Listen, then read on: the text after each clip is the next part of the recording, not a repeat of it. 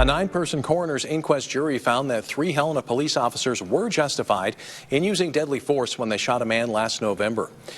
Police were called to the Jester's bar in downtown Helena on November 2nd to remove 40-year-old Paul Rolfs. He had previously been trespassed from the bar but returned and barricaded himself in the bathroom. Police attempted to subdue Rolfs using a taser but were unsuccessful. Rolfs stabbed one officer as they tried to restrain him, leading to the 3 officers, Nick Lashinki, Jacob Hamilton, and Bryce Liebel, to fire their service weapons, fatally injuring Rolfs. Anaconda Deer Lodge coroner Jesse Sather presided over the inquest, which was held over 2 days last week.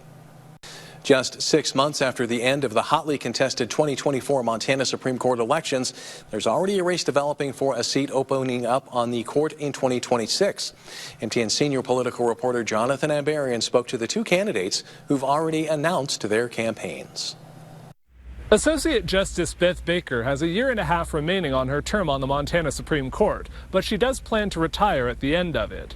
2 candidates are already saying they're interested in replacing her. They both acknowledge it's going to seem early to many Montanans, but they say they need to begin reaching out to voters now. It takes a lot of time and effort to get your message out across Montana. We don't have as much of an opportunity to do that just in our regular day-to-day lives. The 2 candidates have 2 big things in common. They're both district court judges and both from Flathead County. The first will be a more familiar name to voters across the state. Dan Wilson ran unsuccessfully for an associate justice position last year. He describes himself as a constitutional conservative and opposing judicial activism. And he says his last campaign will give him a jump start this time. When I started my campaign the last time and I spoke to people and introduced myself, told them my name, they'd say, "Who? Who are you?" This time around, they're saying, "We know who you are. We're very much in your favor. Tell us how we can help." And that's really rewarding.